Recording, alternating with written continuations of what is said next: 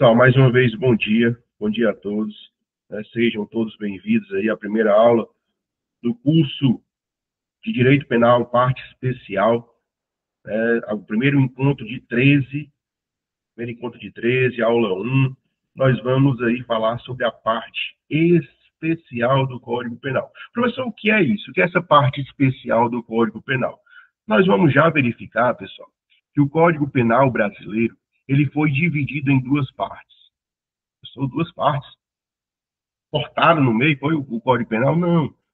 O Código Penal, do artigo 1º até o artigo 120, ele é chamado de parte geral. O Código Penal, do seu artigo 121 até o 360 e pouco, 365, e suas letras, né, que vai até o H, ele é chamado de parte especial. Professor, e por que essa divisão? Para que essa divisão em parte geral e parte especial? É só no Brasil que tem isso? Não. Nós vamos ter isso na Itália, nós vamos ter isso na França, nós vamos ter isso na Alemanha. Inclusive, a França, ela é chamada de direito penal parte geral, direito penal parte especial. Também há essa divisão. Aqui no nosso direito penal, nós chamamos só direito penal. Agora, doutrinariamente, para um estudo, nós dividimos o Código Penal. Você não vai ver, se você abrir lá o Código Penal, vou botar aí o site do Planalto, você não vai ver lá direito penal parte geral, e depois do artigo 120, direito penal parte especial. Não vai ver. Professor, então como é que o senhor está dizendo que tem essa divisão? É porque, doutrinariamente, para facilitar o estudo, nós fizemos essa divisão. Do Código Penal. Essa parte geral do Código Penal, do artigo 120, do artigo 1º até o artigo 120, ele vai ser o alicerce. Vai ser o alicerce do direito penal. Como assim, professor? Ele vai me dizer o que é crime. O que é crime? A teoria do crime. Onde é que eu vou ver, professor? Na parte geral.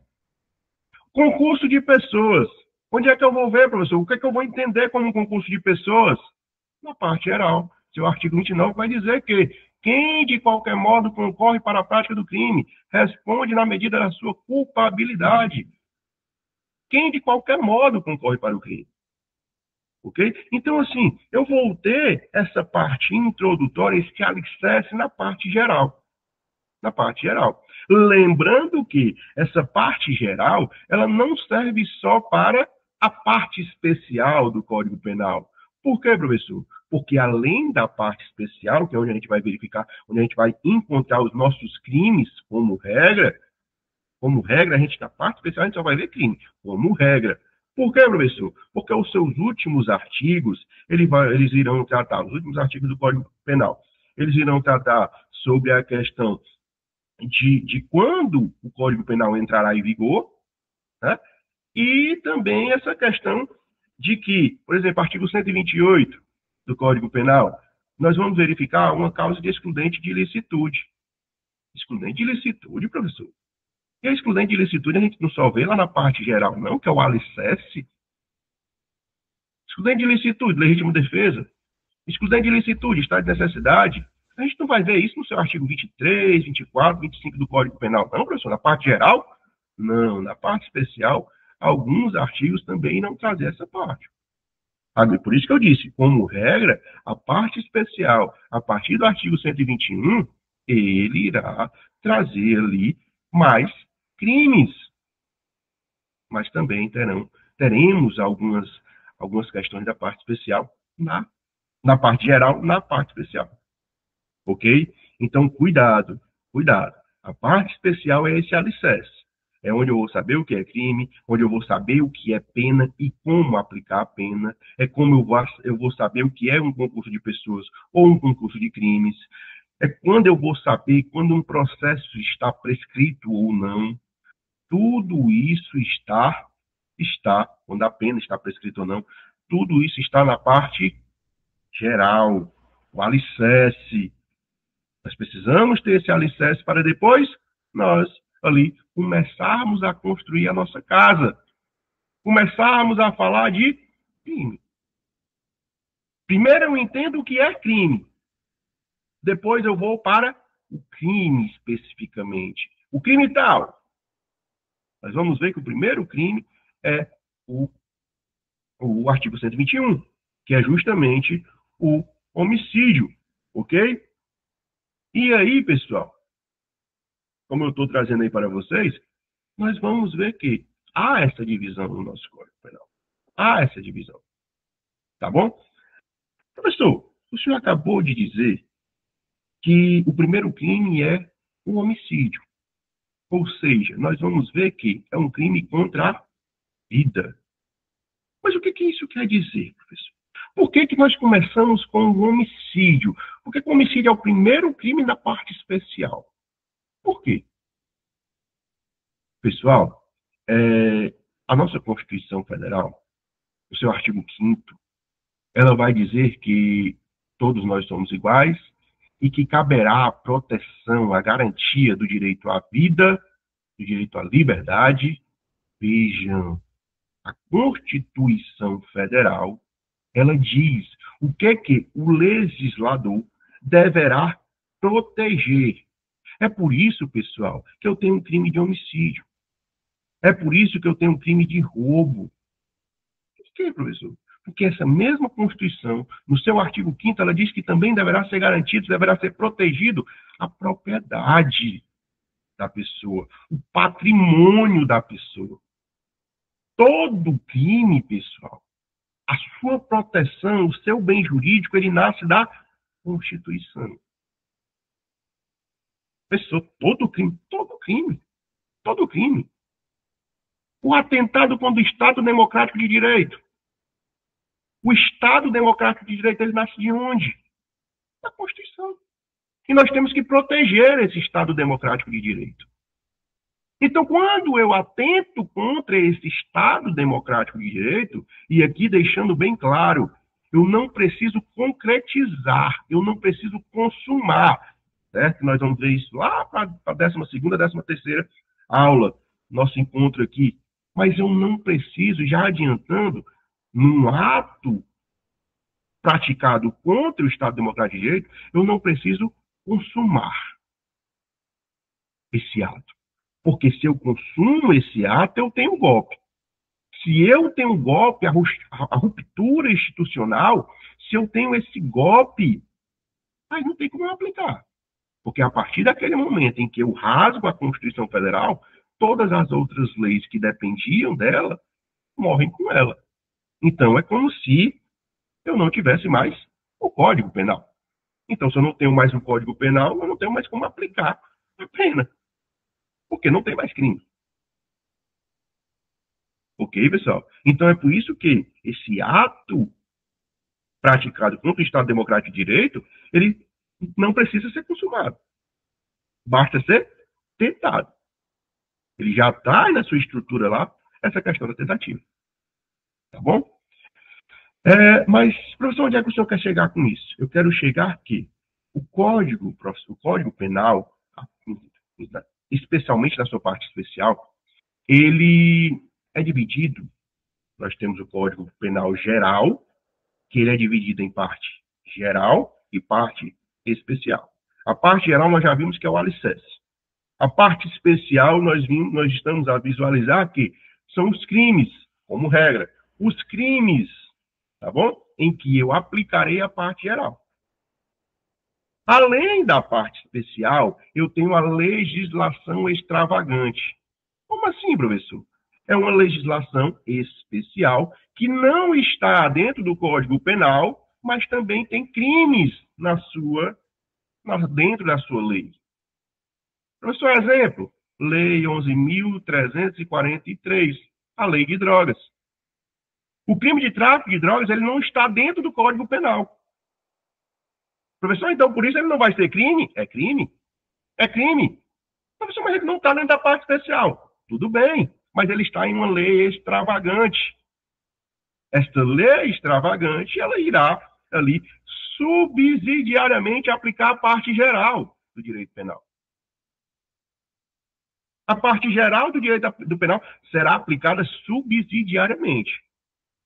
Como assim, professor? Quando a lei 11.343 não for suficiente, a gente corre para o direito penal, para a sua parte geral. Então, professor, o que o senhor está querendo dizer com isso? Digamos que eu e outra pessoa estamos ali a traficar, vender drogas. Professor, é concurso de pessoas? A lei 11.343 não vai dizer o que é concurso de pessoas. Professor, os dois são coautores? Ou o senhor é partícipe e o outro é coautor? A lei 11.343 não vai dizer o que é isso. Quem é que vai dizer, professor? O Código Penal. Então, pelo fato da lei 11.343 ela não falar sobre essa matéria, eu vou buscar essa matéria onde? No Código Penal.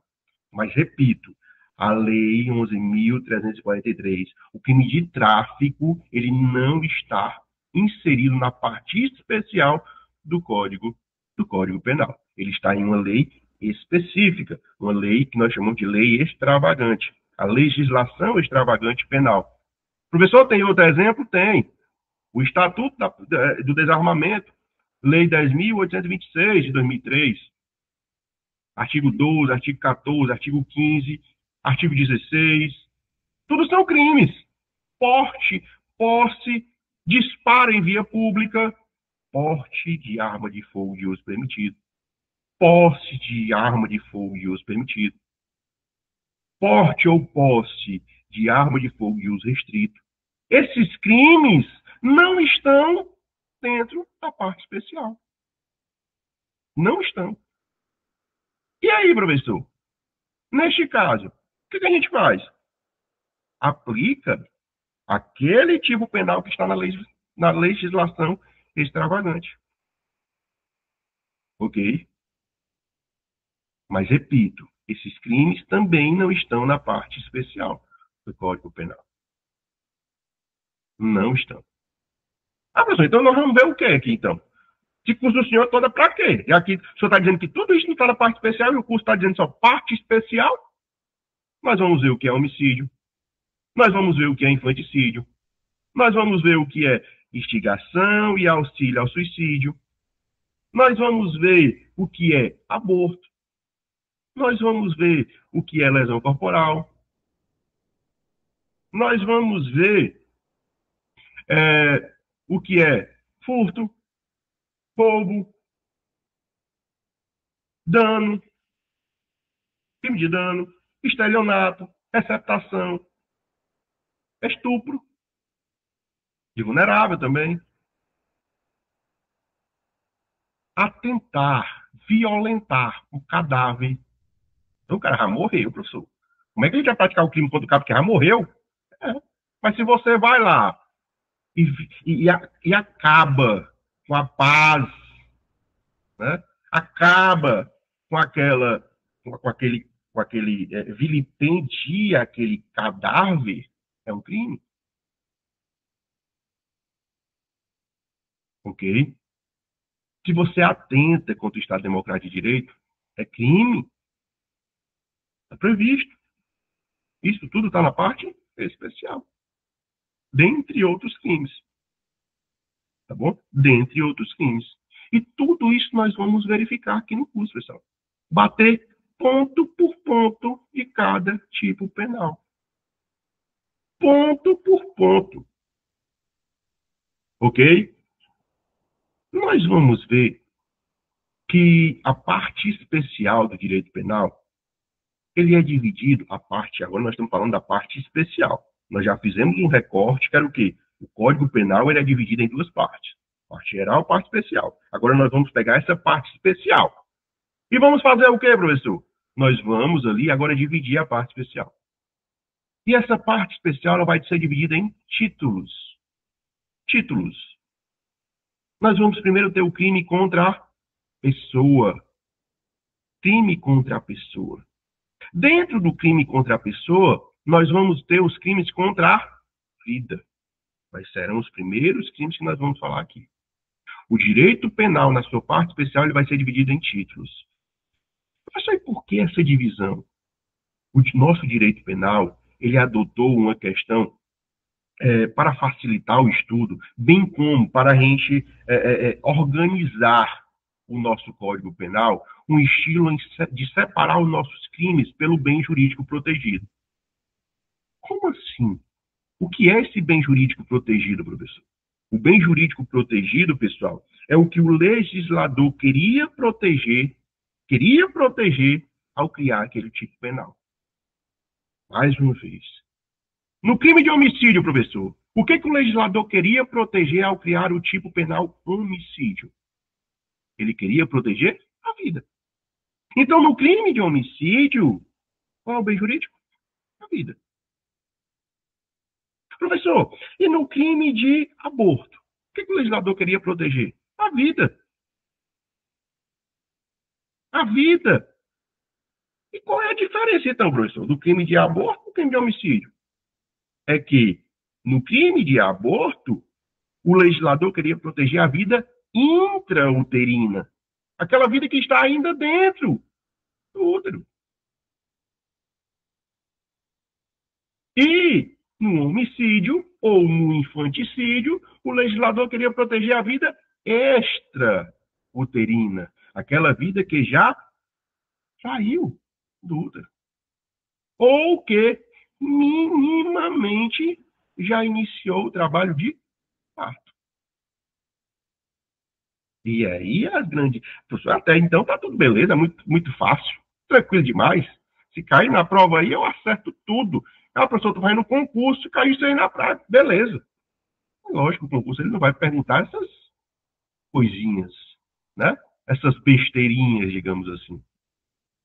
Ele vai aprofundar, e é por isso que a gente vai, aos poucos, a gente está aqui no conversa de mesa de bar, digamos assim, né? Até então, tranquilo, mas enquanto a engrenagem ela vai, a gente vai colocando óleo na engrenagem. A gente vai aprofundar, tema por tema, a gente vai trazer debates, né? As pessoas aí que são meus alunos já, né? E até peço desculpa, não me apresentei, porque tem várias pessoas aqui que não são meus alunos. Então, prazer, né? Professor Washington. Eu sou professor universitário, professor de cursinho, preparatório para concurso. Sou especialista em direito penal e processo penal. Sou especialista também em direito público. Sou, além de professor, assessor jurídico, né? Servidor do Estado, do Ministério Público do Estado de Ceará, né? Assessor jurídico do Ministério Público do Estado de Ceará, tá bom? Então, assim, e a minha vida, né, mais de 10 anos de MP, foi 80%, 85% o dia a dia no direito penal e processo penal. Por isso que eu amo essas duas disciplinas, né? Principalmente essa parte especial de direito penal. É muito, é todo dia, todo dia, todo dia, todo dia, todo dia, todo dia. Todo dia. É por isso que eu gosto bastante mesmo de direito penal, na sua parte especial, na sua parte geral, mas mais na sua parte especial, e também de todo o processo penal. De todo o processo penal. O direito processual penal também é fantástico. Tá bom, pessoal? Então vamos lá. Voltando aqui. O nosso, como a gente estava falando, a nossa parte especial de direito penal, ela é dividida em bens jurídicos. Nós vamos ter os crimes contra a vida, aí a continuação dos crimes contra a pessoa, nós vamos ter a lesão corporal, depois nós vamos ter os crimes contra o patrimônio. Professor, qual é o bem jurídico do crime de roubo? Nós vamos ver que é o patrimônio. O legislador ele queria proteger o patrimônio daquela pessoa ao criar o tipo penal roubo. Ok? Então, ao criar esse tipo penal, ele queria proteger o patrimônio da pessoa. É por isso, pessoal, é por isso que nós vamos verificar aqui que o crime de latrocínio ele está lá nos artigos do crime contra o patrimônio e não aqui nos crimes contra a vida. Professor, mas no latrocínio a pessoa não morre? A vítima ali do roubo, ela não morre, professor? Ela morre. Como regra, para ser o latrocínio consumado, ela morre. Professor, e aí? Se ela morre, então ela perdeu a vida. por que ele está lá nos crimes contra o patrimônio e não aqui nos crimes contra a vida, professor? O latrocínio. É porque, pessoal, a intenção, o ânimos da pessoa que estava ali a cometer aquele crime era de subtrair o patrimônio.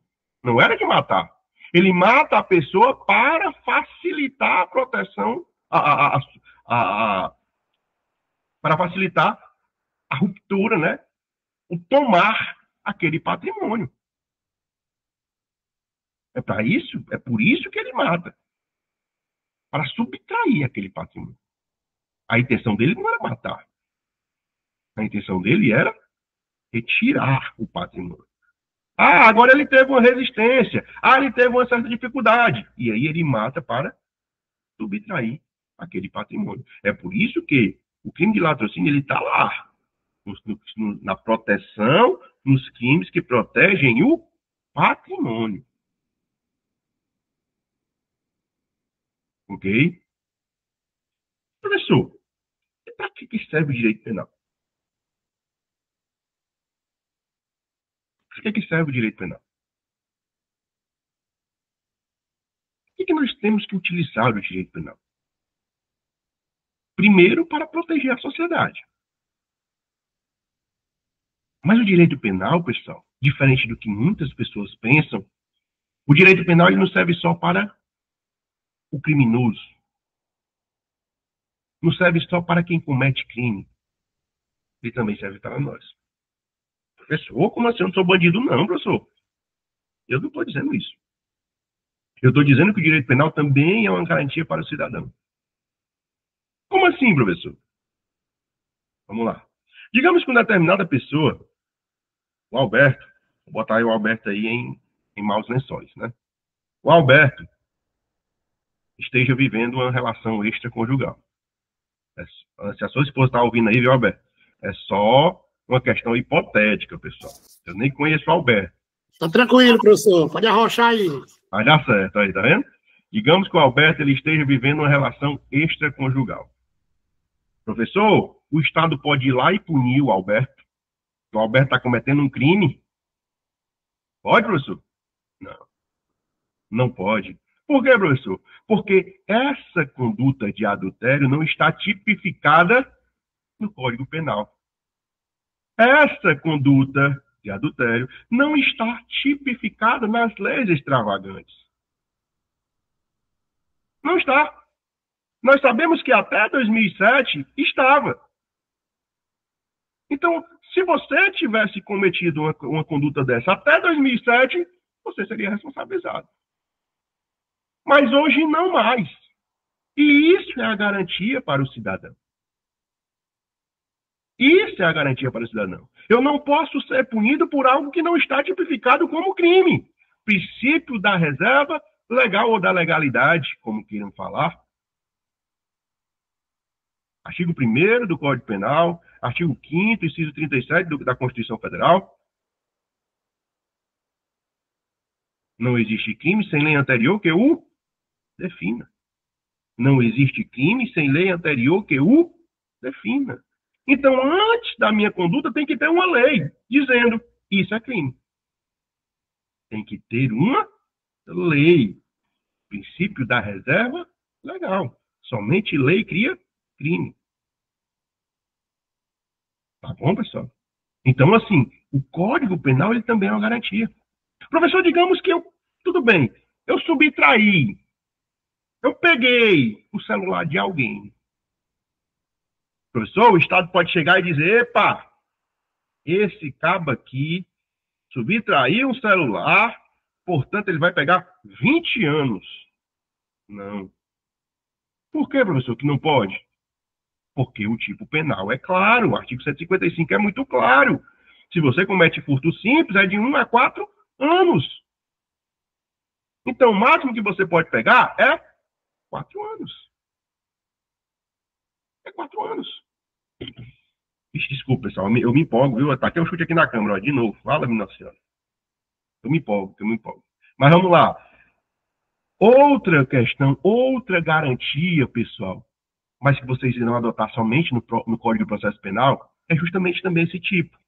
Professor, qual foi o crime cometido? Ah, professor, foi um crime de lesão corporal leve. Lesão corporal leve. Deu um tapa em alguém. Ficou só a marca do dedo. E aí, professor? Vai ser decretada sua prisão preventiva. É possível, professor?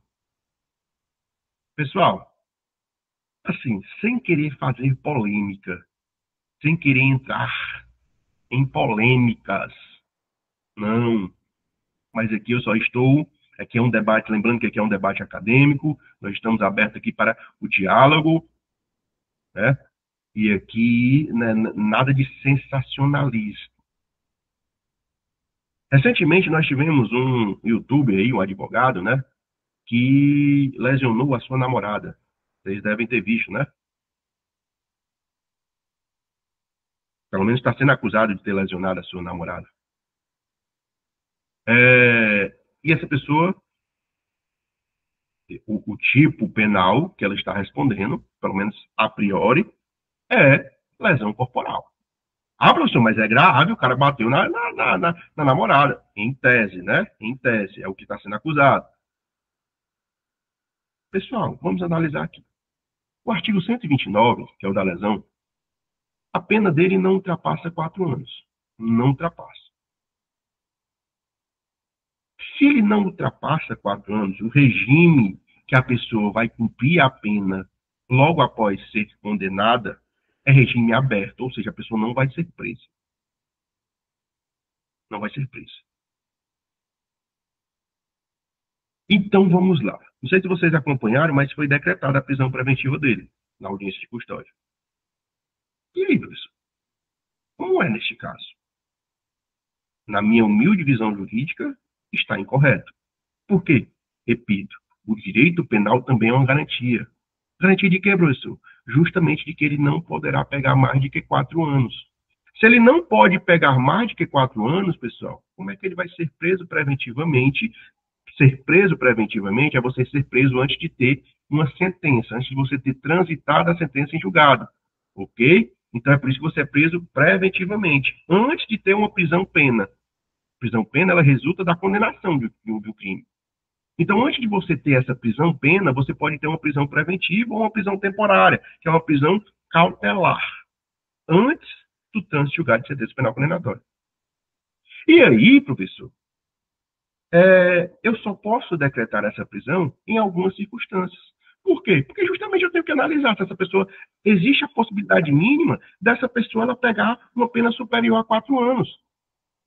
Porque, se não, essa prisão cautelar vai ser mais grave do que a prisão pena. Vejam como é incoerente. Se hoje ele dissesse, me condene, se fosse possível, me condene, eu realmente bati nela, eu realmente fiz isso. Me condene. Ele era solto. Que coisa ilógica. Se o cara é condenado, ele é solto.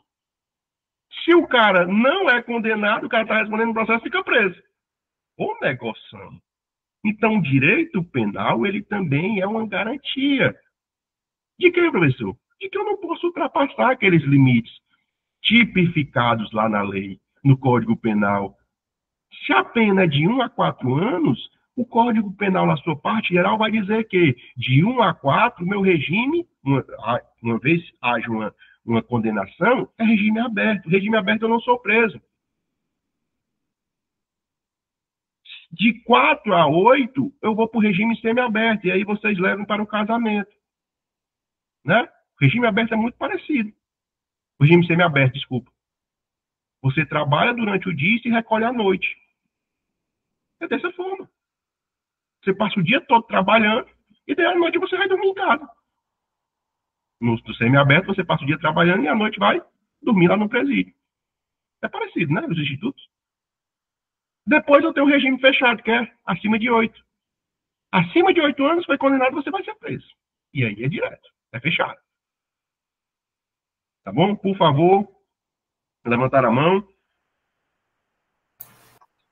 Professor Vianney, que só a consideração do caso em tela aí, obviamente que aí entra a ação do Ministério Público, enfim, as intervenções, que pode estar arguido aí, nós não temos aí acesso aos autos, né, lá no caso do inquérito, né, não há que se falar em autos ainda nesse momento, mas atribui-se, pelo menos em imprensa, aí, que houve o corte do queixo da moça, né, e aí, assim, ele já migraria aí para o gravíssimo, né, ou seja, haveria uma lesão permanente de estética, tanto é que se a gente fizer uma correlação aí com o direito civil, até a questão do direito a danos morais e estéticos, né? Então, assim, é só uma consideração para a gente raciocinar mas, obviamente, a questão da conversão em preventiva, ela tem fulcro, né? Não vou dizer que foi bem aplicado, como a gente está vendo aí em tela o exemplo que o senhor deu no início, aí, onde a gente está rasgando aí algumas taxatividades da lei, né, nas formas tentadas, né, ou seja, onde não tem esses elementos, e aí a taxatividade fica clara que foi rasgada, mas nesse caso em específico, dentro do que o senhor comentou, há a possibilidade da questão da comoção social, né, ou seja, houve exatamente, a gente vê o inverso veja só, não estou tentando justificar, eu estou só trazendo para a gente incrementar na discussão essas duas situações. Primeiro, a possibilidade da interpretação como lesão gravíssima por conta do dano, vamos dizer, pelo menos é o que se atribui, né, que houve um corte do queixo ali, para uma mulher, principalmente, a gente há diferente de um homem aqui que pode usar uma barba, alguma coisa, né, mas certamente fere, vamos dizer, com a sua dignidade e a sua visão pessoal, né, mas é só essa consideração, só para contribuir Não, tudo bem, obrigado, viu? E pessoal, assim, é só respeito total a questão do colega, né, a opinião dele em relação ao delito. Mas, assim, eu particularmente dificilmente vejo a questão de uma possibilidade de uma lesão gravíssima. O simples fato de cortar o queixo não inutiliza, né, algum sentido da pessoa. Assim, pelo menos a priori, a não ser que ela venha depois com por conta disso eu mordi a língua, arrancou o pedaço da língua, não estou conseguindo mais falar. Aí tudo bem, eu entraria num gravíssimo. Mas o simples corte, não. No máximo, assim, estourando e no artifício, agrave. Né? Mas gravíssimo é muito difícil. Gravíssimo eu tenho que ter a questão permanente, né, de uma lesão. Não daquela, porque ela vai ficar com a cicatriz permanente, professor. Não, mas a inutilização de alguma parte do meu corpo. Bom? Mas vamos lá. Voltando à nossa parte especial. Nós vamos ver, o primeiro crime que nós vamos visualizar aqui, pessoal, é o direito penal. É o direito penal. O crime de homicídio. O artigo 121. E aqui deixa eu passar lá para... Nós já falamos da apresentação, da parte especial. Pronto. Dos crimes contra a vida.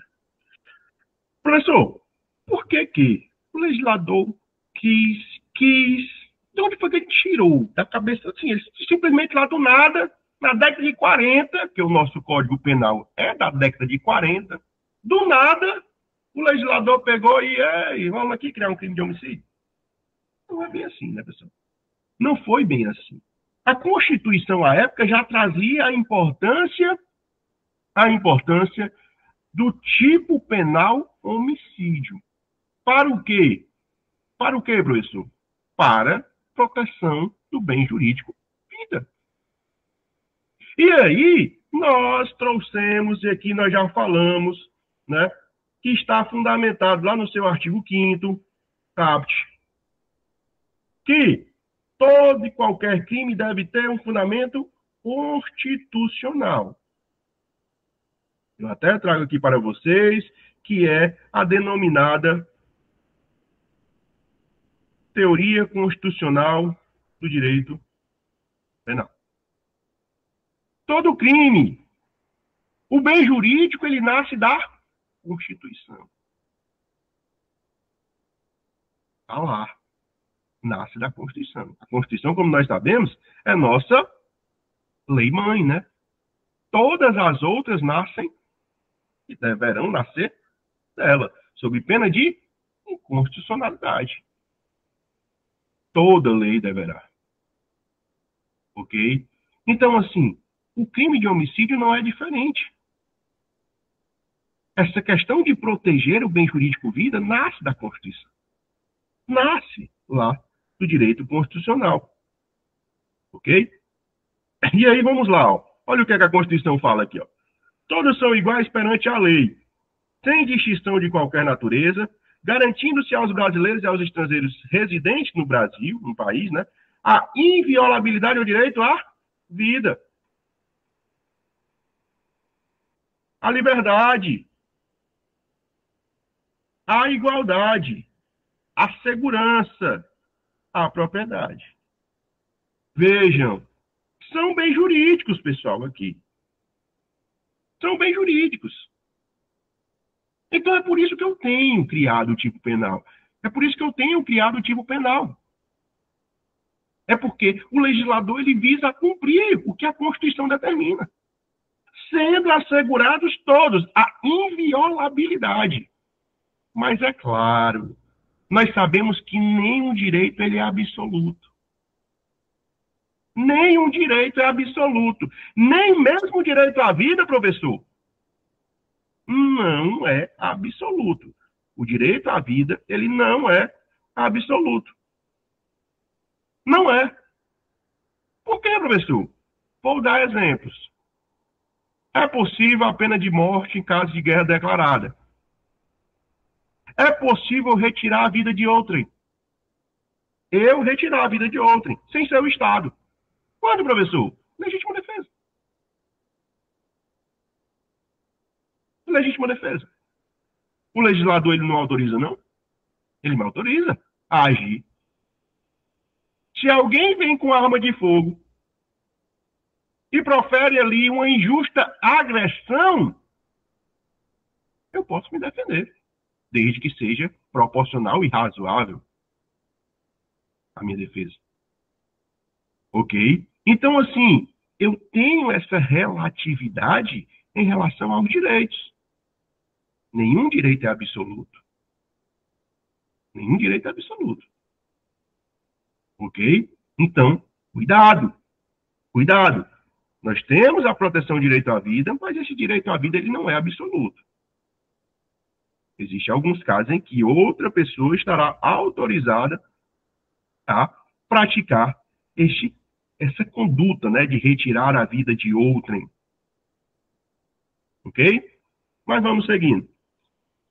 O direito à vida, pessoal, como eu trago aí para vocês, é considerado um direito supraestatal, ou seja, é inerente a toda e qualquer pessoa, bem como reconhecido por todas as nações. O direito à vida ele tem esse duplo sentido. O duplo sentido que eu quero falar aqui é que ele tem essa questão formal e também material. Por quê? Formal e material, professor. Formal, primeiro, porque ele está lá na Constituição. Artigo 5º nós acabamos de ver. Sendo não podendo ser violado o direito à vida. Repito, mas não é uma questão absoluta. Né? Então, vamos lá. Eu tenho esse duplo sentido nessa questão constitucional do direito à vida. Formal, porque, primeiro, está lá na Constituição, e segundo, material. Como assim, professor? O direito à vida é algo inerente ao ser humano.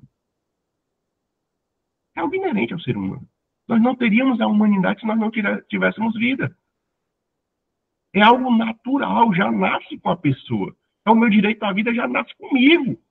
Eu não preciso ter uma lei dizendo que eu tenho direito à vida, porque isso é algo inerente ao ser humano. Então, por mais que a Constituição ela não trouxesse no seu corpo, no seu texto, o direito à vida, é por isso que a gente entende que o direito à vida ele também tem um sentido material. Por mais que a Constituição não trouxesse essa proteção ao direito à vida, por natureza, por algo natural, o direito à vida deveria ser protegido. Por mais que a Constituição ela não traga no seu texto, deverá ser protegido, porque é algo natural. Aí a gente diz que esse direito à vida, ele também tem natureza constitucional. Por mais que ele não esteja escrito na Constituição, ele tem a natureza constitucional. Ele estará ali, inerente, estará ali dentro da Constituição, por mais que ele não esteja expressamente escrito na Constituição. A nossa Constituição, ela trouxe. Então é por isso que a gente diz que ele também tem um sentido formal, porque ela traz lá, expressa, escrito. Mas mesmo que ela não tivesse ali fornecido essa informação, o direito à vida, ele tem a natureza constitucional. A Constituição já está no direito à vida. Ok, pessoal? Entendido? Podemos seguir? Alguma dúvida até aqui? Mano, só um branquinho de leve, só para esquentar. E aí, podemos seguir? Vamos seguindo. Até então, tudo tranquilo, né? Ok. Como nós já falamos, o direito à vida ele é um direito, como todos os outros, um direito relativo. Relativo. Significa que, havendo colisão entre o direito à vida com outro direito fundamental, ele poderá ser cedido. E aqui, cuidado, o STJ recentemente tomou uma decisão que eu acho complicada. Mas é o STJ. Vamos fazer uma diferenciação aqui, pessoal. O STF, nós sabemos que ele é um intérprete maior. É ele quem diz a palavra final em relação à Constituição Federal. Tudo que está relacionado à Constituição Federal, a autoridade suprema, a autoridade máxima, quem vai dizer, vai colocar o ponto em cima do I, é o STF. Tá bom? Fala, meu Deus, eu estou chutando aqui a câmera de tudo que é jeito. Vai dar certo. Estou nervoso, eu me empolgo. Do outro lado, o intérprete de uma lei federal, quem é, professor? O STJ. O intérprete da lei, o STJ. O intérprete da Constituição, o STF. Ok? E aí eu venho aqui. O STJ, recentemente, Superior Tribunal de Justiça, recentemente, entendeu que eu posso ter legítima defesa, mesmo eu tendo ali essa briga entre um direito à vida e um direito ao patrimônio pessoal. Ok? O STJ entendeu o seguinte, professor, se alguém vem subtrair o meu patrimônio e eu disparo uma arma de fogo matando aquela pessoa que está vindo subtrair o meu patrimônio, estarei em legítima defesa. Ok? Cuidado.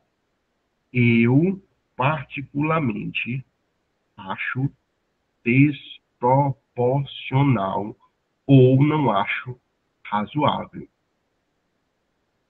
Isso aqui é uma opinião do professor Oster, que, como eu falo, é um debate acadêmico. Tá bom? Professor, é lógico, se cair em uma prova de concurso, professor, eu deverei responder que o STJ entendeu. Que o STJ entendeu. Como assim, professor? Como assim, professor? Olha, se o caba vem, repito, o caba vem subtrair o meu patrimônio, eu atiro, lógico, dentro de uma razoabilidade. Ah, professor, o cara vem tomar meu carro, eu metralhei o cara, dei 50 tiros nele, aí você vai responder pelo acesso, né, meu amigo? Agora, assim, se o cara vem subtrair meu patrimônio e eu, dentro de uma razoabilidade, tentei cessar aquela injusta agressão e, ao tentar cessar aquela injusta agressão, eu mato aquela pessoa, repito, dentro de uma razoabilidade, o que é que acontece, professor? Neste caso, estarei ali amparado pela legítima defesa. Professor, por que o senhor disse que o senhor não concorda? Porque é o seguinte, pessoal, vamos lá. Digamos que eu estivesse com alguém dentro da minha residência. Residência de 2 andares. Lá na parte de trás da residência tem um banheiro. E aí eu estou com essa pessoa dentro da minha residência. E em determinado momento eu entendo de ir ao banheiro. Quando eu vou ao banheiro, essa pessoa pega e me tranca lá no banheiro e começa a subtrair o meu patrimônio. As minhas coisas que estavam dentro de casa. Professor, isso é roubo? Sim, é roubo. Não, professor, isso é furto. Não é roubo não, que a pessoa não está agindo com violência contra o senhor. Professor, pessoal, o roubo, ele fala de agir com violência ou grave ameaça ou, por outro meio, impossibilitar a defesa do patrimônio. Então, quando ela me tranca no banheiro, eu estou impossibilitado de defender meu patrimônio. Logo, não é mais furto. É roubo. Tá bom? Então, vamos lá. A pessoa me trancou no banheiro, começou a subtrair o meu patrimônio. Quando ela vai saindo, lá embaixo, no banheiro não tem aquela janelinha pequena, né? Lá de cima eu pego, aponto a arma pela janela e puf, dou um tiro na pessoa. Eu ainda tinha injusta agressão, pessoal? Ou a injusta agressão já tinha cessado? É razoável eu retirar a vida? Ah, professor, mas eu vou perder meu patrimônio.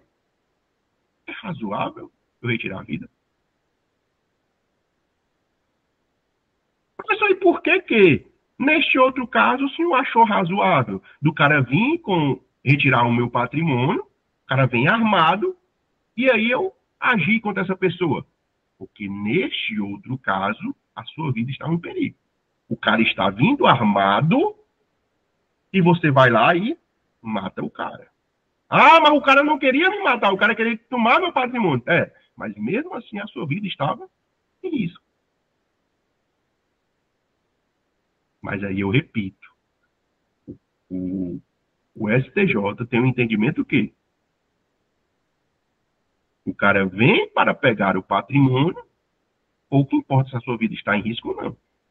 Você, objetivando proteger seu patrimônio, vai lá e, dentro de uma ação razoável, mata o cara. Você estará em legítima defesa. Entendido, pessoal?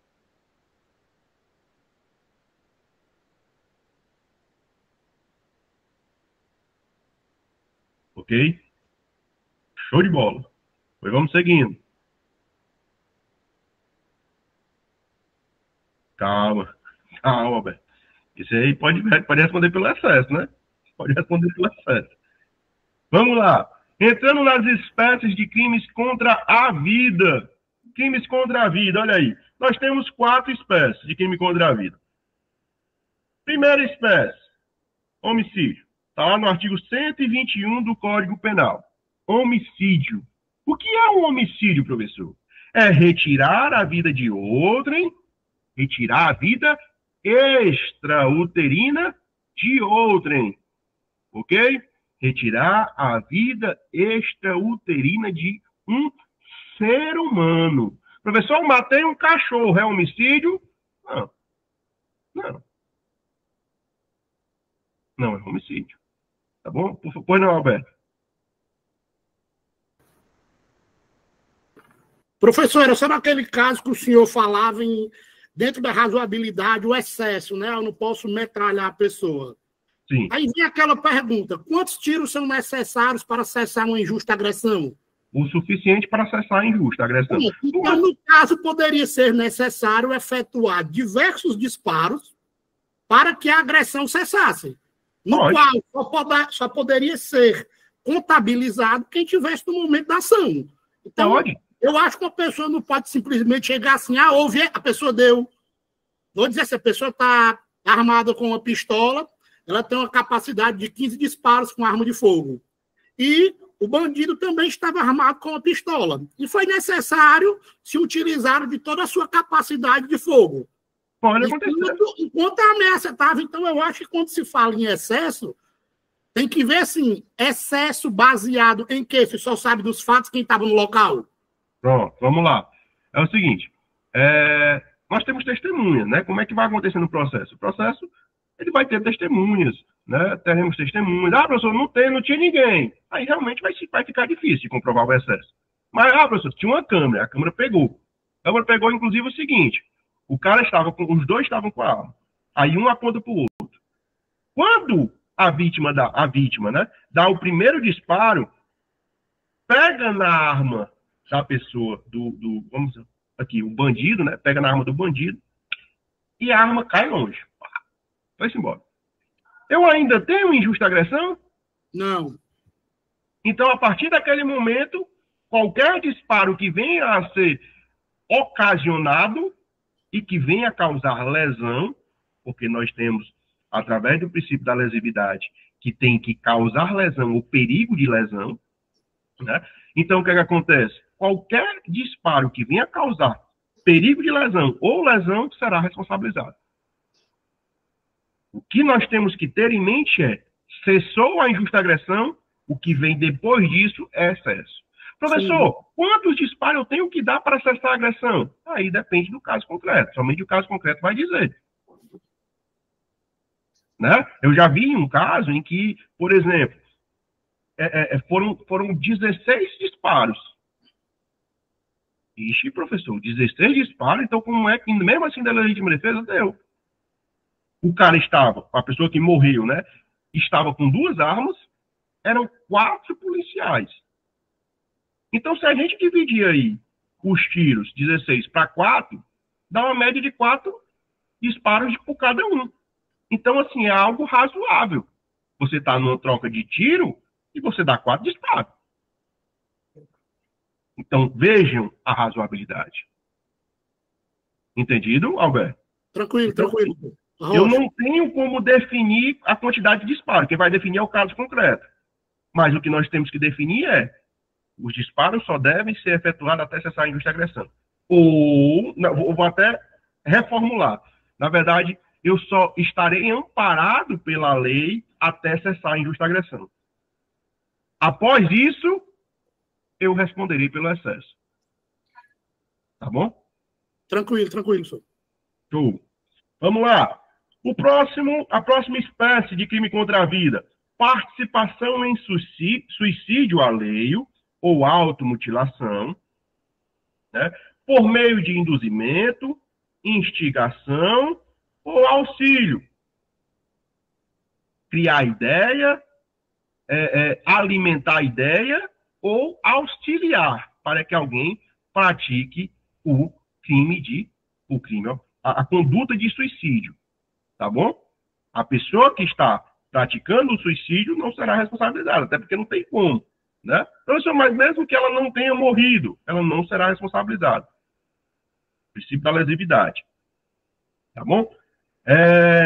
Professor, e a pessoa que alimentou a ideia, a pessoa que criou a ideia, a pessoa que prestou auxílio? Como assim, professor? Digamos que um colega chega para mim e começa a reclamar da vida.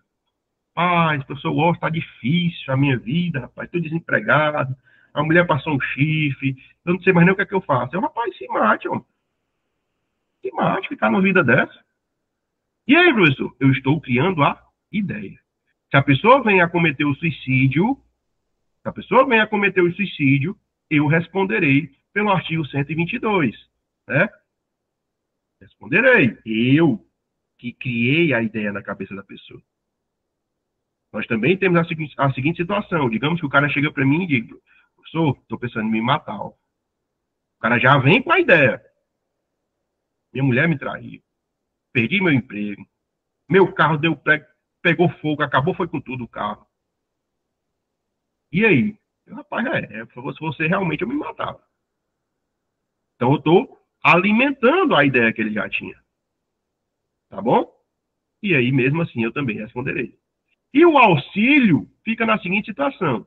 O cara chega para mim: professor, eu estou pensando em me matar. Ele, mas tá aqui, toma arma de fogo. Toma, se mata. Estou auxiliando o cara. Tá aqui. Eu não posso disparar. Se eu disparo, eu estou cometendo crime de homicídio. Tá bom? Mas neste caso eu estou auxiliando, entregando a arma. Tá aí, se mate. Né? Cuidado, que os concursos eles gostam muito de botar uma pegadinha na prova, que é a seguinte situação. Digamos que eu e a minha companheira, nós resolvemos nos matar. A gente quer se matar e tal, vamos lá, faz aqui um pacto, né? Vamos morrer juntos. Um ato de amor. Tá? Vamos lá. A gente se tranca dentro do quarto, liga o gás, né? E aí eu vou lá e ligo o gás. E neste caso, eu não morro, porque logo em seguida minha família chegou, conseguiu me salvar, mas minha esposa morre. Neste caso, professor, eu respondo pelo crime de induzir alguém ao suicídio. O que vocês acham?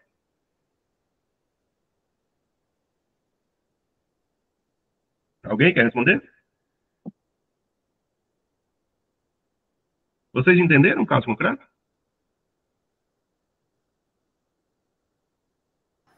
Não, professor. Repita aí novamente aí, por favor. Vamos lá.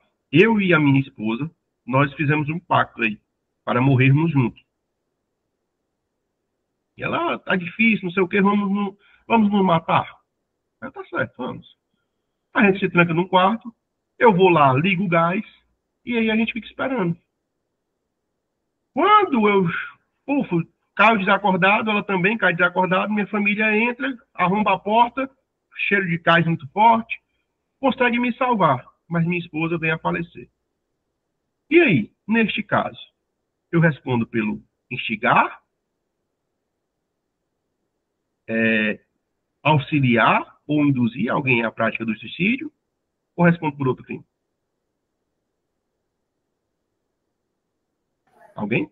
Isso cai demais em questão de concurso. É complicado, né, o negócio? E é homicídio, pessoal. Por que é homicídio? Vocês não fizeram um pacto ali, professor? De morrer, de suicidar?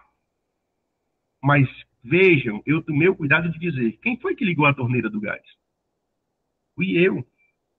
A partir daquele momento, eu estou executando a minha esposa. Eu estou ligando o gás para que ela venha a morrer. Então, deixa de ser induzir, deixa de ser instigar, deixa de ser auxílio ao suicídio. Por quê, professor? Porque eu não estou entregando o instrumento. Está aqui, se mate. Eu estou indo lá e matando. É a mesma coisa com a arma de fogo. Se eu pego a arma de fogo e atiro na pessoa, estou executando. É diferente de eu pegar a arma de fogo e tome, se mate. Professor, e se nós dois morrem? Se eu e minha esposa... Aí não tem como punir, né? Os dois morreram. Professor, se o senhor que ligou o gás morre e a sua esposa fica viva, ela sim. Veja que ela não praticou nenhuma ação. Ela só fez instigar ou alimentar. Ela só fez alimentar ou induzir o interesse que já tinha na morte. Mas ela não foi ela que ligou a torneira. Por ela não ter ligado a torneira, ela vai responder pelo artigo 122, que é induzir, instigar ou auxiliar alguém a praticar o suicídio. Tá bom? Eu respondo pelo homicídio, se eu fico vivo. Porque eu liguei a torneira. Isso também acontece, pessoal, na questão da famosa roleta russa, né? O cara pega um revólver, bota uma munição, roda o tambor do revólver não tem aquele tambor, roda o tambor, fecha o tambor e dispara. Se estou eu e um colega, rapaz, vamos brincar de roleta? Aí o que acontece? Mas cada um dispara contra a sua própria cabeça. Rodou o tambor, disparou. Pá. E aí, professor? Neste caso, se eu venho a falecer, o meu colega responde por induzir, auxiliar ou instigar a prática do suicídio. Por quê? Porque ele não praticou nenhuma ação. Né? Ele só ali ficou ou alimentando ou induzindo a prática do crime. Tá bom? Só isso. Agora é diferente se... Vamos lá. Roda o tambor e aí eu boto para tua cabeça e disparo contra a tua cabeça. Depois tu faz a mesma coisa comigo. Quem vier a falecer, o outro responde por homicídio, porque eu estou disparando contra a cabeça do outro. Entendido, pessoal? Mas calma, que é só uma parte introdutória. Nas outras aulas, a gente ainda vai falar sobre um induzir bem detalhado. Tá bom? Vamos seguindo. O próximo aqui é o infanticídio. Também é uma espécie de crime contra a vida. Olha só aí o que é esse infanticídio. O infanticídio está previsto no artigo 123 do Código Penal e ele fala, pessoal, da seguinte situação. A mãe que em estado puerperal, o que é esse estado puerperal, professor? É o estado em que toda mulher, pós-parto, ela passa por esse estado puerperal. Toda mulher, pós-parto, isso quem diz é a literatura, né?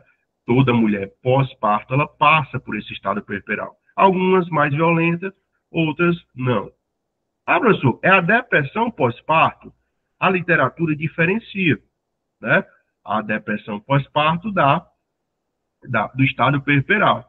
A depressão pós-parto é algo mais gravoso, né? Mas o estado puerperal é algo que a mulher não aceita o seu corpo, a flacidez do seu corpo, como está ali posterior à gravidez. E aí, o que é que ela faz? Ela não aceitando aquela situação, ela começa a culpar a criança. E aí resolve matar essa criança. Se a mulher for verificado que ela estava nesse estado puerperal, professor, quem é que verifica? Somente através de um exame médico. O médico que é perito para isso, para dizer se ela estava ou não nessa questão de estado puerperal. Se a mulher estava nessa questão do estado puerperal, a mulher, né, praticará o crime de infanticídio e não de homicídio. Tá bom? Ela praticará o crime de infanticídio e não de homicídio. Ah, professor, mas aí é muito fácil. Verificou que a mulher está em estado puerperal e ela pratica o crime logo após o nascimento da criança, então ela está ali, né, logo após o nascimento da criança. Ela estará praticando o crime de infanticídio. Perfeito, professor, é muito fácil. Lógico que a prova de concurso não vai trazer isso. Ah, a mulher que, logo após o parto, estando em estado puerperal, ela mata a criança. Qual é o crime? Aí ela, infanticídio, morto, não vai ser dessa forma, né? Não vai ser dessa forma que vai ser perguntado.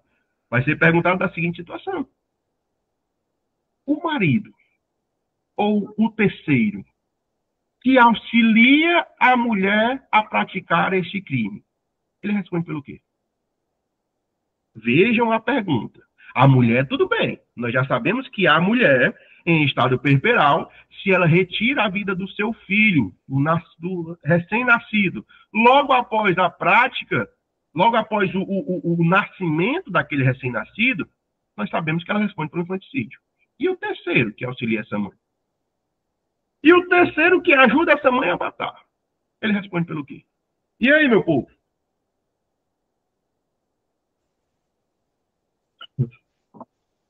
Alguém quer falar? Eu abri aqui o Código Penal para explicar melhor para vocês.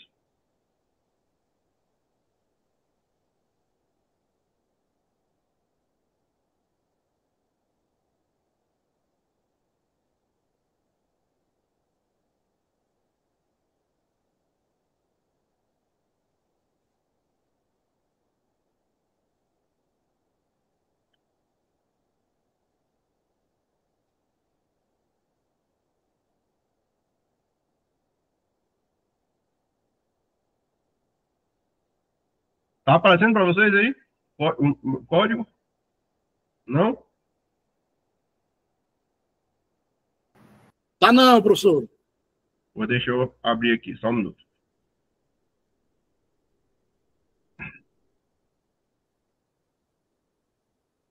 E agora? Agora tá. Oh. Vamos lá. Olha aí, infanticídio. Matar sob o estado puerperal o próprio filho durante o parto ou logo após. Matar sob o estado puerperal o próprio filho durante ou logo após. Pena, detenção de 2 a 6 anos. Tá bom? Isso é o crime de infanticídio. Professor, mas vamos lá. Tudo bem, entendi que aí é o crime de infanticídio, mas a pergunta do senhor foi, e o terceiro que auxilia? Ele responde ou não por infanticídio? E aí, o que é que vocês entendem? O que é que vocês acham? Eu creio que ele não responde porque ele não está sob a influência do estado puerperal, e sim a mulher, né? Vamos lá, vamos ver se está correta a afirmação. Ó, artigo 30 do Código Penal. Abram aí, eu também vou abrir aqui para vocês, mas abram aí artigo 30 do Código Penal. Vou passar para cá.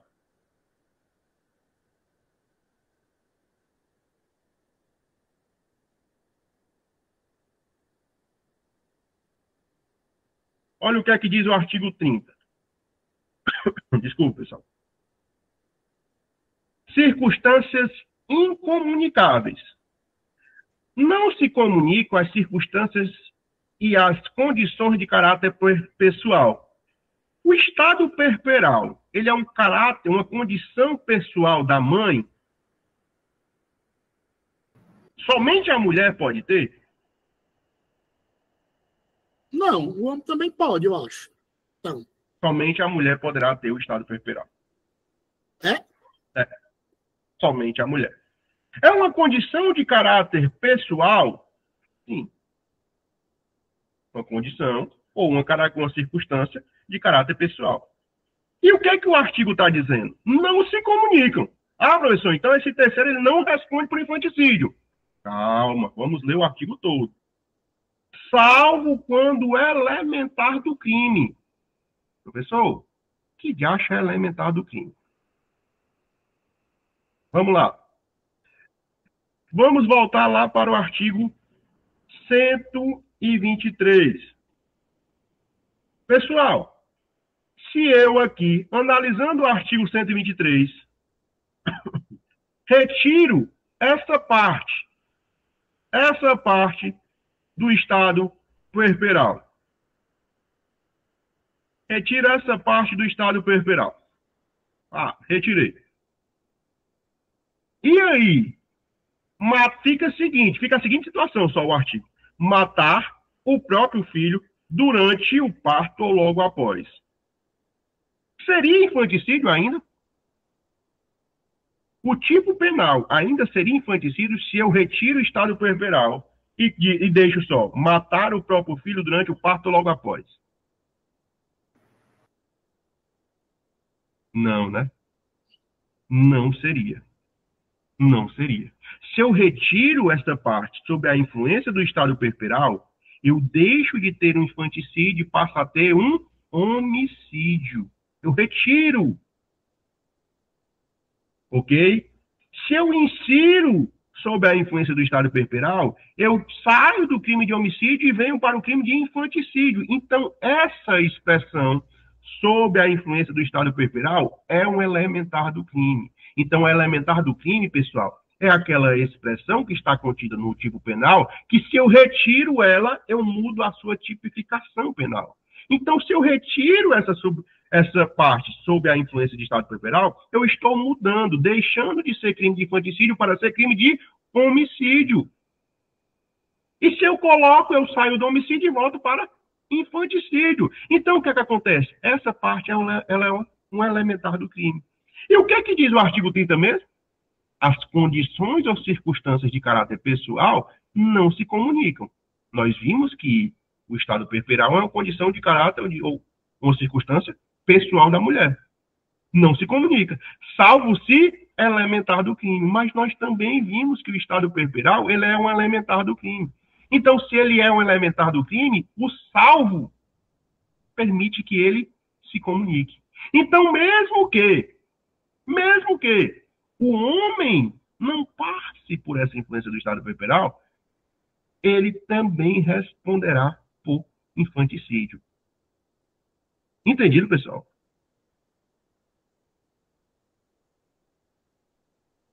Pois não, Ana e André?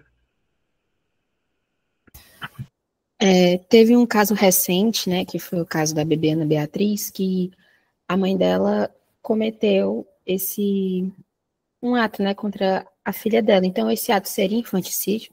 Depende. Se o médico concluir que ela estava sob a influência desse estado puerperal, aí sim. Se ele disser não, homicídio. Ok? Somente Obrigada. O médico vai poder dizer estava ou não estava. O X da questão, o ponto nodal é estava sob a influência do estado puerperal? Se estava, infanticídio. Não estava, homicídio. Ok? Alguma dúvida, pessoal?